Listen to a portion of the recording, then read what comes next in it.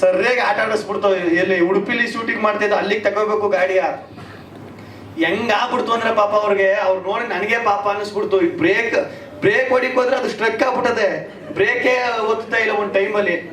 ಆ ಥರ ಎಲ್ಲ ಸಿಕ್ಕಾಪಟ್ಟೆ ಆ ಕಾರು. ಅದೇ ನನ್ನ ಪ್ರಕಾರ ಅದೇ ಅನ್ಸುತ್ತೆ ಮೇನ್ ಹೀರೋ ಈ ಸಿನಿಮಾಗೆ, ಆ ಕಾರು ಅಷ್ಟೊಂದು ರೋದನೆ ಕೊಟ್ಟಾಕ್ಬಿಡ್ತು ಎಲ್ರಿಗೂ.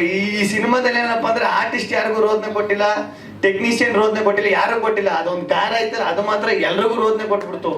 ಆಮೇಲೆ ನಮ್ಮ ಕ್ಯಾಮ್ರಾಮನ್ ಸರ್ ಬಗ್ಗೆ ಹೇಳ್ಬೇಕು, ಎಷ್ಟು ಕೂಲು ಅಂದ್ರೆ ಅವರು ತಲೆನೇ ಕೆಡಿಸ್ಕೊತಿರಲ್ಲ. ಹಿಂಗ್ ಕೂಗಾಡೋದು, ಈಗ ಸೆಟ್ಟು ಅಂದ್ರೆ ಕೂಗಾಡೋದು, ಕಿರ್ಚಾಡೋದು ಆ ಥರ ಏನಿಲ್ಲ. ಈಗ ಡೈರೆಕ್ಟರ್ ಇದು ಕ್ಯಾಮ್ರಾಮನ್ ಗಂಡ ಹೆಂಡತಿ ಥರ ಇರಬೇಕು ಸೆಟ್ಟಲ್ಲಿ ಅಂತಾರೆ, ಸೇಮ್ ಹಂಗೆ ಇರ್ತಿತ್ತು ಅವರು. ಸಖತ್ ಖುಷಿ ಆಯ್ತು. ಓಕೆ ಸರ್, ಮಾಧ್ಯಮದವ್ರದ್ದೇನೋ ಪ್ರಶ್ನೆ ಇದೆಯಾ?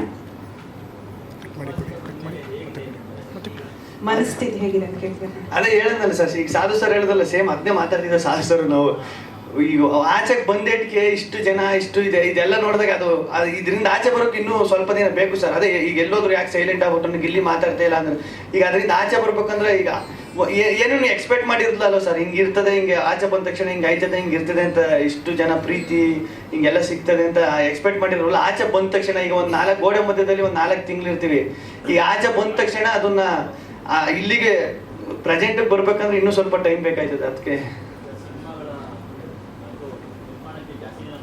ಹಾಂ ಸರ್, ಹ್ಞೂ ಸರ್, ಮಾತುಕತೆ ನಡೀತಾವೆ. ಅದೇ ಈ ಕನ್ಫ್ಯೂಷನ್ನೇ. ಈಗ ಆಚೆಗೆ ಬಂದ ತಕ್ಷಣ ಒಂದಷ್ಟು ಹಿಂಗೆಲ್ಲ ಬಂದಾಗ ಈಗ ನೆಕ್ಸ್ಟ್ ನಾನು ಯಾವ ಮೂವ್ ತಗೋಬೇಕು, ನೆಕ್ಸ್ಟ್ ಏನು ಹೆಜ್ಜೆ ಇಡಬೇಕು ಅನ್ನೋದೇ ಸಖತ್ ಕನ್ಫ್ಯೂಸು. ತಿರ್ಗಿ ನಾನು ಕರೆಕ್ಟ್, ಈಗ ನಾನು ಯೋಚನೆ ಮಾಡೋದು ಸರ್ ಇದೆ, ನನ್ನ ಮೈಂಡ್ ಸೆಟ್ ಕರೆಕ್ಟಾಗಿರಬೇಕು. ಈ ಕನ್ಫ್ಯೂಷನಲ್ಲೇ ಪ್ರೊಸೆಸ್ ನಡೀತದೆ ಎಲ್ಲ.